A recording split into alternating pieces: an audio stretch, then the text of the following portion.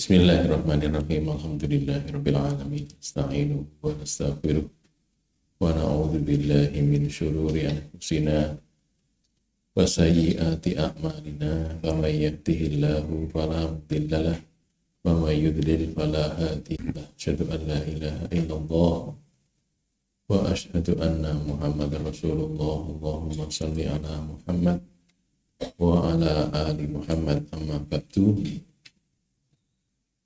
Ayuhan nas ittaqullaha mastata'tum wasma'u wa ati'u la'allakum turhamun. Bapak Ibu saudara-saudara sekalian yang dimuliakan Allah Subhanahu wa taala, kita mulai kajian kita Kitab Al-Arba'in An-Nawawiyah, hadis yang ke-17. Al-Hadisus Sabi'u Asyara, hadis yang ke-17, an Abi Ya'la, dari Abi Ya'la Shaddad bin Aus radhiyallahu ta'ala anhu, an dari Rasulullah sallallahu alaihi wasallam qala, dari Rasulullah sallallahu alaihi wasallam beliau bersabda, innallaha katabal ihsana, innallaha sesungguhnya Allah katabal ihsan, menetapkan, mewajibkan al ihsana, kebaikan, berbuat baik, ala kulli syai'in, atas segala sesuatu, ala kulli syai', atas segala sesuatu. Fa idza qataltum, maka apabila kalian membunuh, fa ahsinul qitlata, maka baguskanlah pembunuhan itu. Wa idza dzabhtum, dan apabila kalian menyembelih, fa'ahsinu dzabha, maka baguskanlah penyembelihan itu. Wal yuhidda ahadukum syafratahu, wal yuhidda, dan supaya menajamkan, mengasah, menajamkan, ahadukum, salah seorang dari kalian, syafratahu, pisaunya, pisau untuk menyembelihnya itu.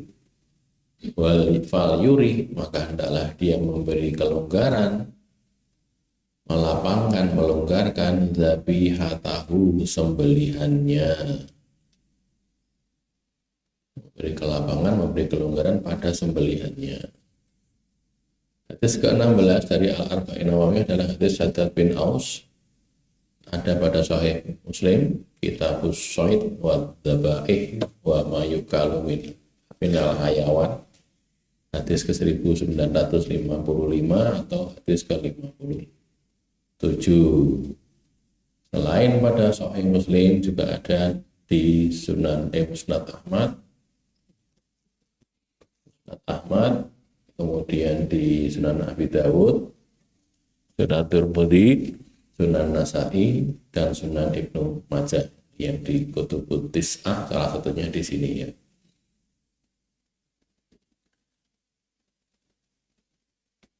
Lafal al-kitlah dengan huruf qaf yang berharokat kasroh itu maknanya adalah bentuk atau keadaan pembunuhan. Kitlah, proses, bentuk, keadaan pembunuhan. Bunuh itu bunuh dengan cara yang baik, dengan bentuk yang baik. Dalam Islam kan dikenal ada hukuman bunuh ya. Hukuman bunuh itu hukuman untuk dihilangkan nyawanya memang. Apakah dibunuh seperti biasa, dihilangkan nyawanya dengan cara apapun atau dengan cara khusus, misalnya dengan dirajam, dilempari batu dilempari batu sampai mati, ya. Kalau dirajam itu kan ya, kalau kena bagian yang tidak vital, dan punggung gitu, itu kan lama atau matinya. Kalau kena bagian kepala itu kan cepat meninggalnya itu. Bagian kepala, apalagi merajamnya dengan batu-batu yang besar itu, ya orangnya segera meninggal, segera mati gitu. Ya, untuk merajam pun juga mestinya ada cara supaya segera mati. Kalau pembunuhan yang tidak dirajam itu konon tapi ya belum tahu rasanya ini. Konon itu yang dulu pernah diperdebatkan sekian tahun yang lalu itu, TPM, tim pengacara Muslim itu memperdebatkan atau mengajukan uji materi tentang hukuman mati. Itu ceritanya kan membela terpidana bom Bali itu siapa, Amrozi sama Mukhlas sama Imam Samudra, 3 orang itu kan mau dihukum mati. Terus ini jangan-jangan bukan kok mempersoalkan hukuman matinya, cuman memang dibuat ben ada pembicaraan sehingga apa masih ada waktu gitu loh, masih ada waktu untuk mungkin barangkali bisa dibela lagi atau gimana. Gampangannya nembok pokoknya bikin acara gitu. Terus mengajukan itu uji material tentang hukuman mati. Hukuman mati itu yang lebih cepat membunuh itu yang mana? Apa pakai tembak, untuk tembak pakai bedil gitu, yang biasa dilakukan kan itu ya, di depan regu tembak lalu dibunuh dengan senapan itu, atau dipancung, lebih cepat yang mana gitu kan, itu diperdebatkan. Karena yang kalau di negara Arab Saudi ya, Arabia Saudi itu kan pakai bom pancung lalu mati gitu kan.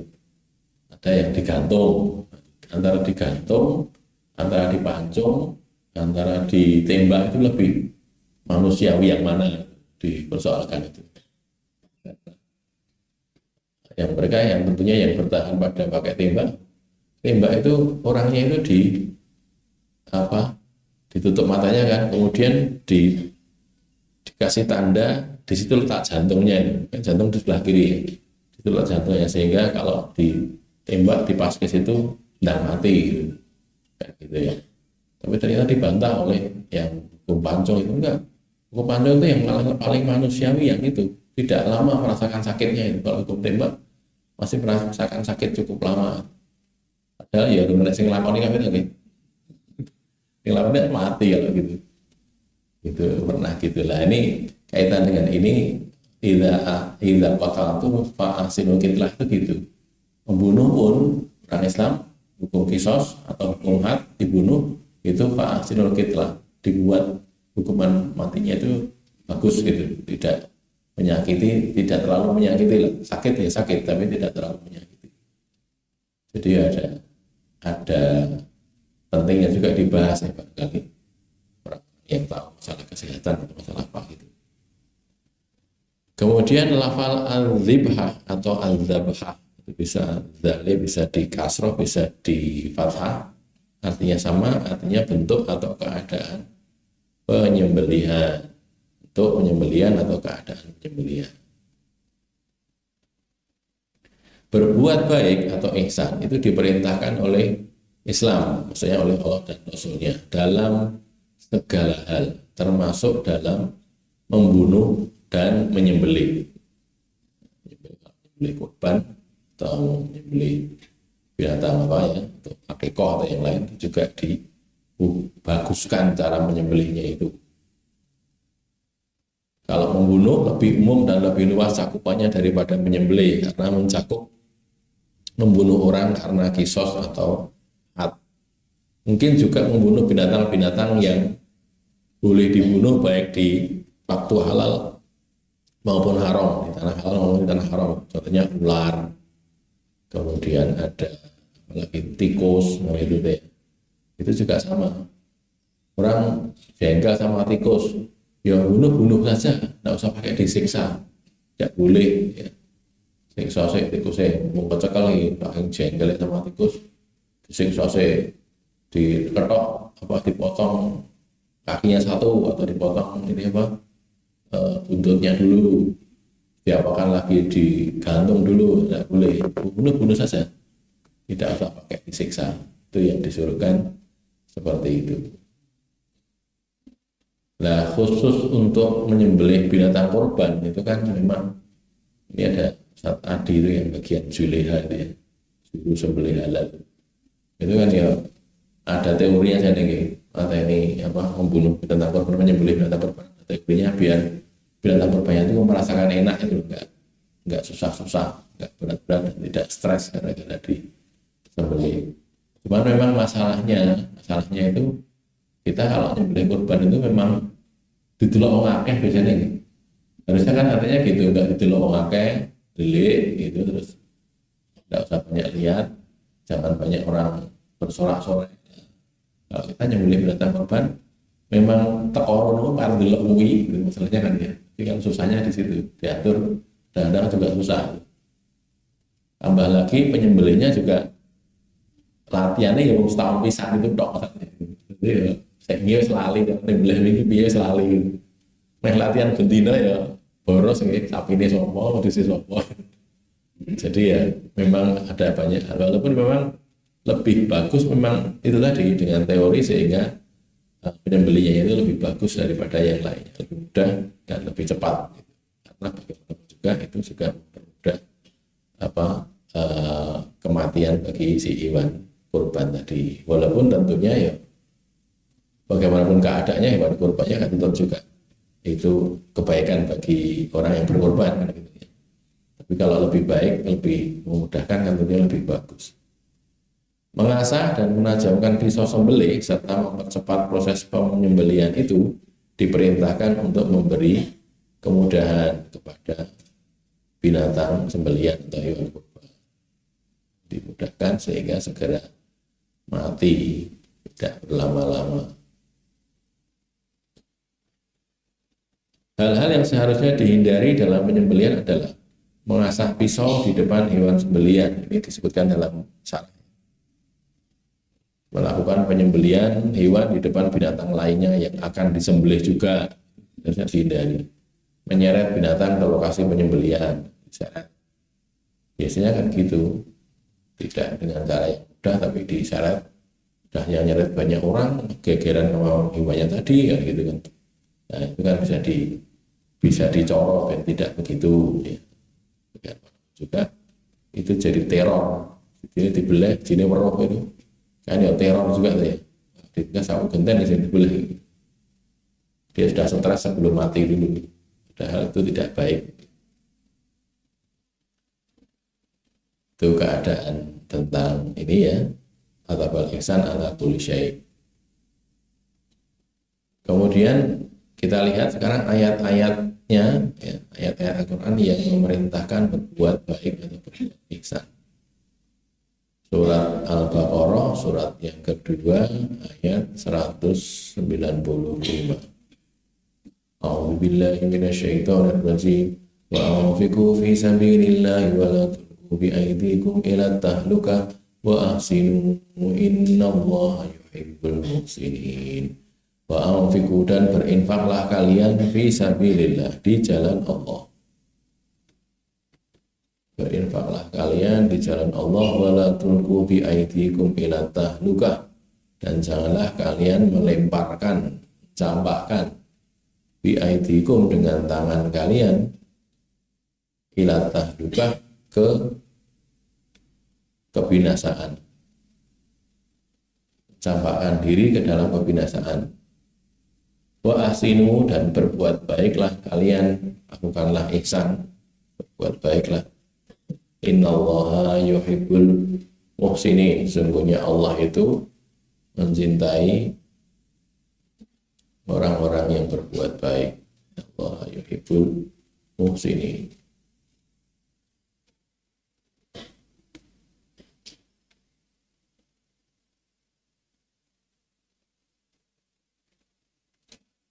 Ini kalau kita lihat sababun nuzulnya ini kan tentang orang-orang Ansor ya, orang-orang Ansor yang ketika orang-orang Islam yang masuk Islam baru itu banyak yang datang masuk Islam, mereka kemudian berkata, kata Ayyub al-Ansori ini tentang kami, tentang ketika orang-orang banyak datang masuk Islam baru-baru generasi muda barangkali gitu ya masuk Islam.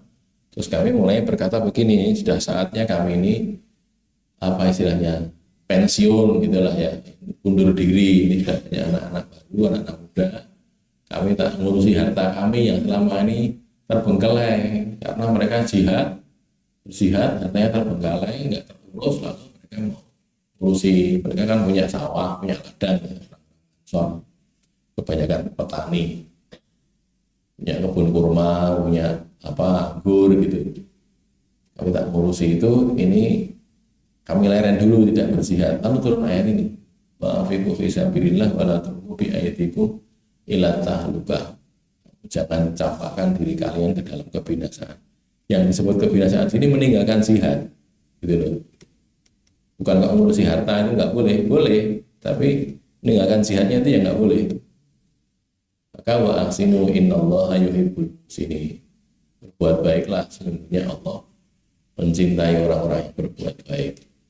Maka itu jadi satu pelajaran bagi kita juga ya, bapak-bapak, ustadz-ustadz yang mungkin sudah lama ngaji jadi senior di Jogja ini, atau ustadz-ustadz, ibu juga. Nanti ada anak-anak baru, anak-anak muda masuk, ikut ngaji, ikut beramal soleh gitu. Kita jangan berpikir, wes saya gak tak leren ya, wes gue kono do amal soleh orang tak leren. Jangan berpikir begitu. Leren kita itu kalau kita sudah ditimbali sama Allah gitu, leren baru. Sebelum itu ya tidak leren. Ya istirahat boleh, tapi bukan kok berhenti itu tidak. Istirahat sampai ya, istirahat wajar ya, kesel leren. Tapi bukan kok berhenti itu tidak berbuat lagi, jangan. Tetap begitu sampai kapan? Sampai dipanggil oleh Allah, sampai di waktu ajal kita masing-masing begitu ya.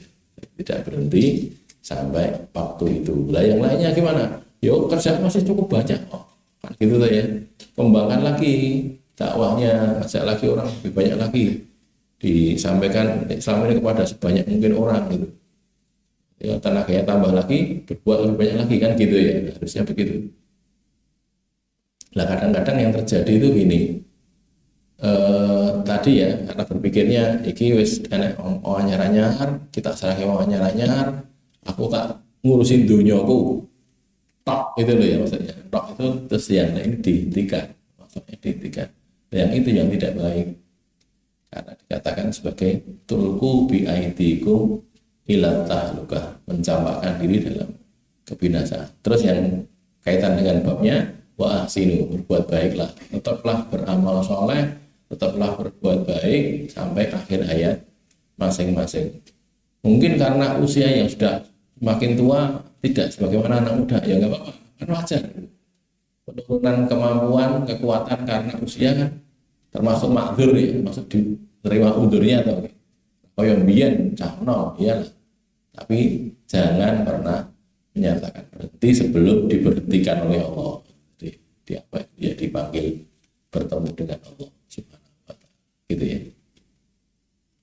Kemudian di surat Al-Maidah ayat ke-93, laisa 'alal ladzina amanu wa 'amilus sholihati junahum fima ta'imu idza mattaqaw wa amanu wa 'amilus sholihat tsumma taqaw wa amanu tsumma taqaw wa ahsanu wallahu yuhibbul muhsinin.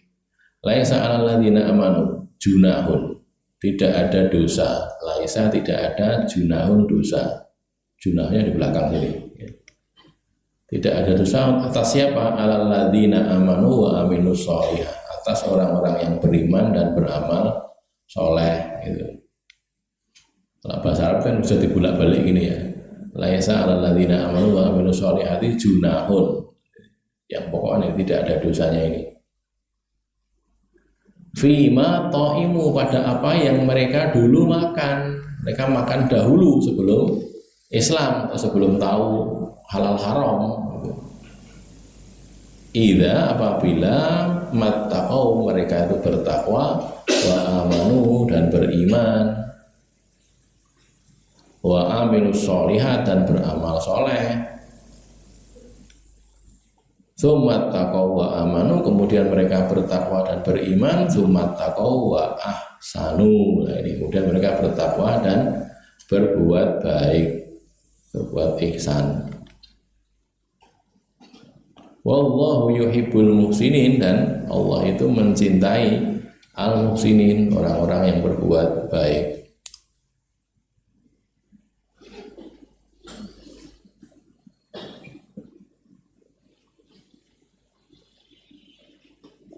Ini ayat ini itu isinya karena mereka awalnya sababun nuzulnya, mereka kan mempersoalkan bagaimana dengan orang-orang sebelum kita yang mereka itu dulu minum khamr, makan daging babi, makan hal-hal yang diharamkan.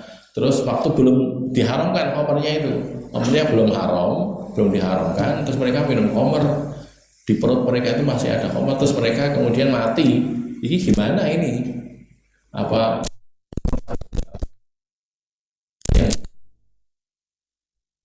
ayat ini laisa 'alal ladzina amanu wa amilus sholihati junahun fima ta'imu, ada makan apa yang mereka makan dulu sebelum tahu tentang halal haram, sebelum ada syariat ini diharamkan dan sebagainya, itu sudah wajib makan itu, minum itu. Karena sahabat dulu itu banyak yang jagoan minum sebelumnya ya, belum turun ayat pengharaman khamr. Mereka itu kalau menyimpan khamr itu enggak cuma 1-2 botol, jerigenan itu, tak jerigen. Jadi ketika turun ayat itu innamal khamru wal maisiru wal ansabu wal azlamu rijsun min amali syaitan fajtanibuhu, gitu ya, ayat itu turun itu. Nanti akan dilihat di Medina, di Sahih Bukhari ada ya. Di Medina itu jadi banjir khamr. Gara-gara orang mau makan khamrnya, para sahabat membuang khamr di jalan, di gang-gang itu, sebenarnya jalan gangnya itu banjir khamr. Saking banyaknya yang khamr yang mereka simpan itu. Nah, kalau satu orang nyimpan sak jerigen misalnya saya, terus ada berapa orang di situ nyimpan sekian banyak, dibuang, jadinya jadi banjir khamr jalanan itu. Gitu ya, saking banyaknya yang mereka simpan. Nah ini dipertanyakan bagaimana itu, maka dijawab oleh Allah ini tidak apa-apa, dulu sudah wajib makan haram, wajib minum khamr, minum haram, tidak apa-apa. Idza mattaqaw wa amanu wa amilus sholihat, mattaqaw wa amanu mattaqaw wa ahsanu. Itu asal ayatnya begitu. Tapi di sini ada kata-kata wa ahsin wa Allahu yuhibbul muhsinin, untuk mencintai orang-orang yang berbuat ihsan, berbuat baik. Ayat ini juga itu digunakan oleh orang di zaman Umar bin Khattab, saya lupa namanya. Dia minum khamr lalu ketahuan, minum khamrnya itu ketahuan, lalu mau dihukum had.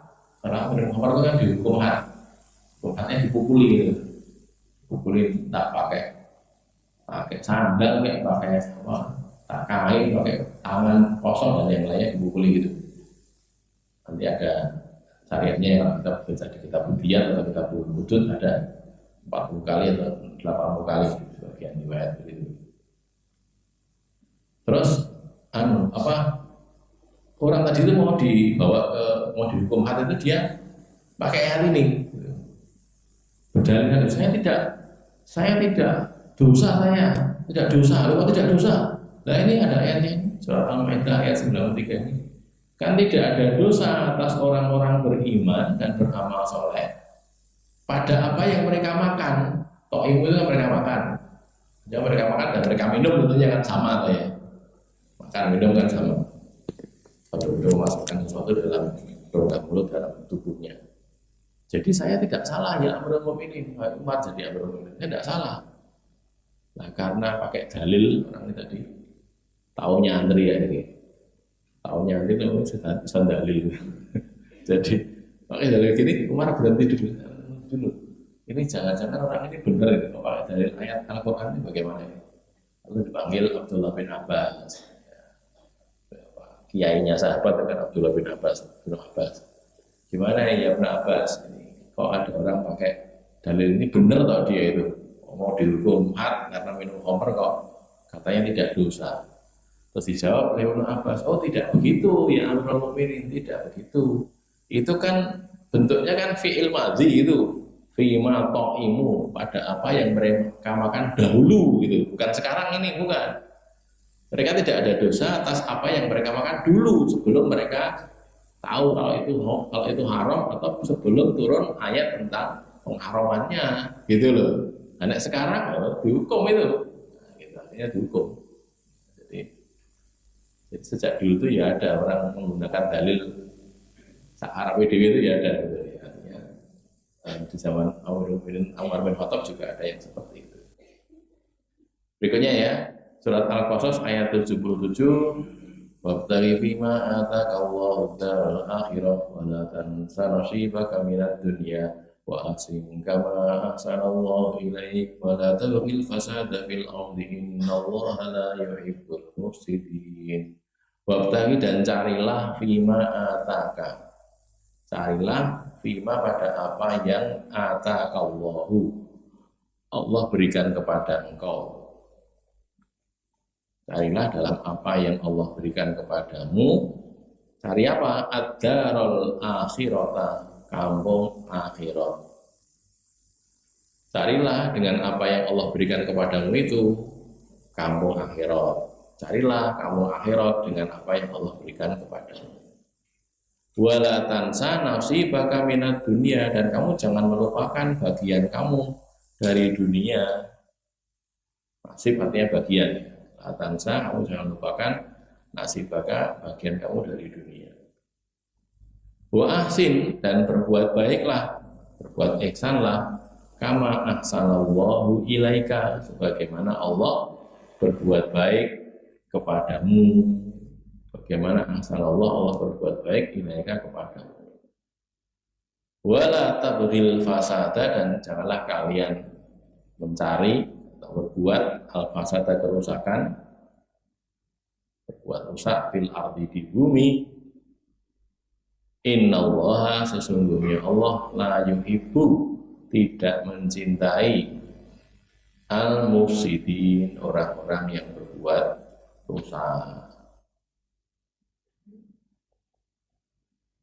Ayat ini juga sering disalahpahami orang ya, bahwa katanya suruh menyeimbangkan antara dunia dan akhirat, karena ini suruh cari akhirat, tapi juga jangan lupakan bagian kamu dari dunia, yang kalau kita lihat rangkaian ayatnya itu sangat keliru, salah gitu kalau dipahami begitu, karena ini kan tentang korun ya, rangkaian ayatnya ya.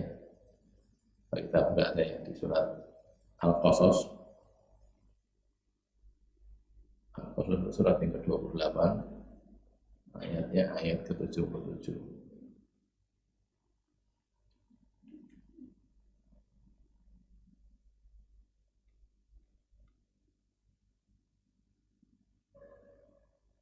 Dari 76 kan, inna qaruna kana min qaumi Musa fabawa alaihim.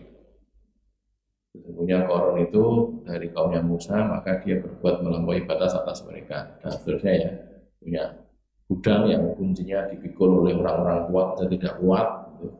Terus ada orang berkata, la tafrah, kamu jangan sombong, jangan songkak kamu wahai Qarun. Innallaha la yuhibbul farihin. Allah tidak suka orang-orang yang songkak, yang membanggakan dirinya, dirinya besar. Terus kamu cari dengan apa yang Allah berikan kepada kamu itu, kamu cari kampung akhirat. Gitu. Ini perkataan orang ini kepada Qarun. Gitu. Jadi nasihatnya gitu loh. Tapi kamu juga jangan lupakan bagian kamu dari dunia. Gitu. Nah artinya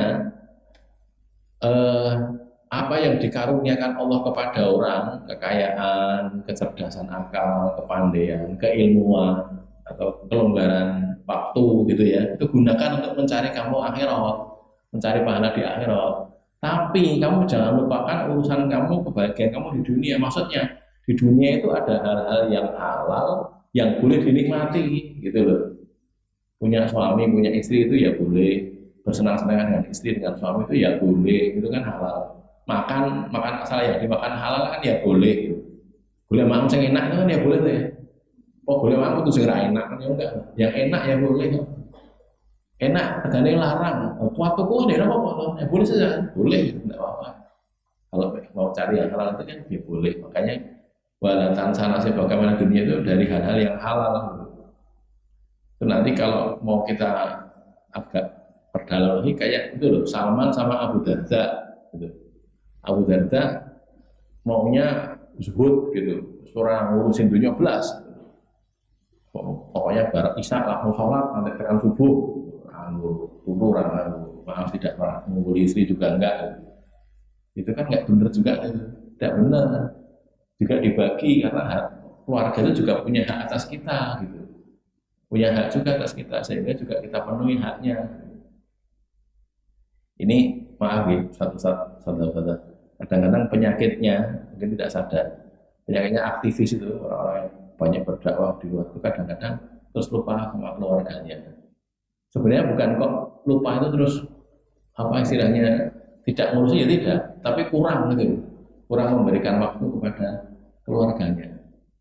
Nah, itu masih jadi konsekuensi karena urusan di luar sangat banyak. Nah, kurang memberi waktu pada keluarganya.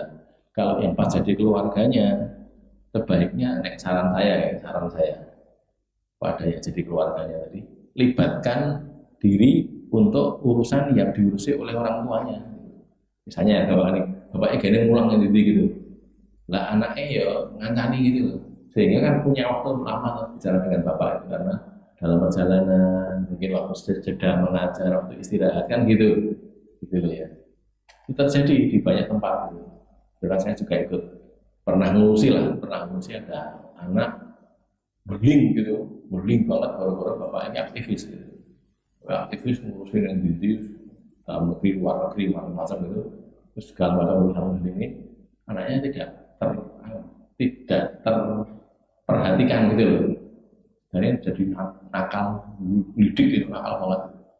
Gitu. Nah, ketika kita datangi, kamu tuh jadi ngomong, saya nggak pernah diperhatikan sama bapak ngurusin ini, ternyata begitu. Ya, jadi dari segi kitanya ya, kita yang bapak-bapak atau ibu-ibu, saudara-saudara yang jadi banyak kerjaan gitu, tolong diperhatikan juga keluarganya. Ada waktu di mana itu waktu untuk keluarga, nah, gitu ya. Dan dilibatkan anak-anak dan yang lain dilibatkan sehingga urusan ini jadi urusan bareng-bareng gitu loh.